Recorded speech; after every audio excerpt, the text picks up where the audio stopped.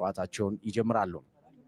አለልኝ አዘነ በአሳለፍነው አመት እንግዲህ በእጅግ በጣም ልብ በሚሰብር ሁኔታ ባህር ዳር ከነማ እና የኢትዮጵያ እግር ኳስ ያጣው ተጫዋች እንደነበረ እና ጨዋታውን ይበልጥ ከጀርባ ያለው ስፔስ ልክ እንደ ናትናኤል ሁሉ ስዊፕ ለማድረግ ዝግጁ መሆን አለበት።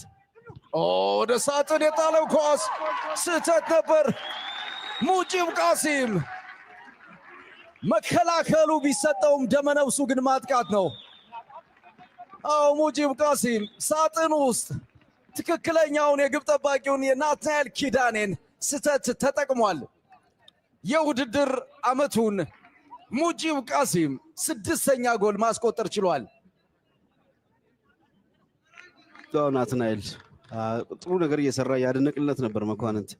በአንድ ሁለት አጋጣሚ ቆንጆ ኳስ ነው ዴሊቨር የተደረገው፣ ከጨዋታ ውጪ አይደለም። ናትናኤል ወይም ኳስ ከወጣ ጊዜውን ጠብቆ ማግኘት መቻል አለበት። ነገር ግን ውሳኔው ጊዜውን የጠበቀ አይደለም። ከጀርባ ተመልከት፣ እሱ ያጣውን ኳስ ሙጂብ በቀላል ነው ጎል ያስቆጠረው። አንግሉ ጠባብ ነው፣ የሙጂብ ቀለል አድርጎ ነው ያስቆጠረው።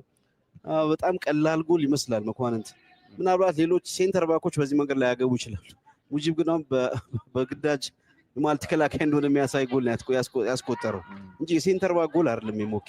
ምክንያቱም ንክኪው ታይሚንጉ በጣም አኪዩሬሲው በጣም ድንቅ ነው የሙጂብ ቃሲም። ሙጂብ ቃሲም የውድድር አመቱን 6ኛ ጎል ማስቆጠር ችሏል። ባህር ዳር ከነማ 1 ወልዋሎ ዓዲግራት ዩኒቨርሲቲ ምንም። ጨዋታው ከተጀመረ 18 ደቂቃዎች።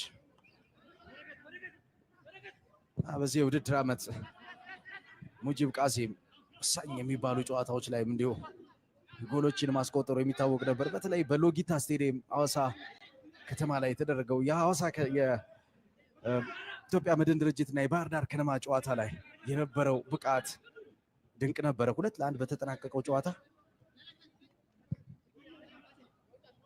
የሐዋሳ ዩኒቨርሲቲ ስቴዲየም በዝናብ ምክንያት ጨዋታው ዞሮ ነበር ወደ ሎጊታ ስቴዲየም የሄደው።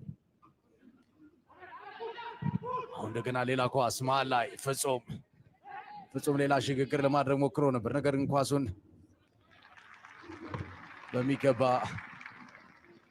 አልተጠቀመበትም። በረከት ከቡልቻ ጋር በብዙ ኳሶች ያሸነፈው ነው። ዱኤል 1-1 ግንኙነቶችን ያሸንፋል በረከት። ያለ ኳስ አማካይ ላይ አስተማማኝ ነው ባህር ዳር፣ ፍቅረ ሚካኤልም ጭምር አለ። ይበልጥ እነዚህ የኔስ ተጫዋቾች መኖር ግን ኦኬ ፍሬውና ፍጹም ከዚህ የበለጠ ፐርፎርም እንዲያደርጉ የሚጋብዝ ነበር። ግን በእርግጥ ፍጹም 5 ጎል አስቆጥሯል። ፍሬውም ሲጥር ታያለ። ግን ፋይናል አውትፑት ላይ አጥቂዎች ኳሶች ሲያገኙ እንደዚህ አይነት ኳሶች የሚጠብቁት ከፍጹምና በተለይ ፍሬውና ፍጹም ላይ ይበልጥ አታኪንግ ዞን ላይ በደንብ እንዲገኙ ያደርጋሉ ፍቅረ ሚካኤልና በረከት። ኬሚስትሪ ባህር ዳር ምናልባት አንድ ጥሩ ነገር እንዲያገኝ ሊያደርገው ይችል ነበር። አብዛኛው የሚያነሱት ብዙ ተጫዋቾች መልቀቃቸው ነው። ግን እነዚህ ተጫዋቾች ራሱ ባሉበት ኬሚስትሪን ቢያገኙት ውጤታማ ለመሆን የሚችሉበት እድል አለ። ግን ያን እያየን አይደል። የቆመ ኳስ በቀጥታ ወደ ሳጥን የተጣለ ኳስ ነበር። በመከላከል በኩል ስራ በዝቶባቸዋል። ሱልጣን በሬ፣ ኩሪቤል ወንድሙ፣ ሳምሶን ተካና ናሆም ኃይለማርያም የባህር ዳር ከነማን ማጥቃት የማስቆም ግዴታ ውስጥ ሆኖ ነው ጨዋታ ያደረከት። ጥጋቡ በረከት አስቆጠረው በሊጉ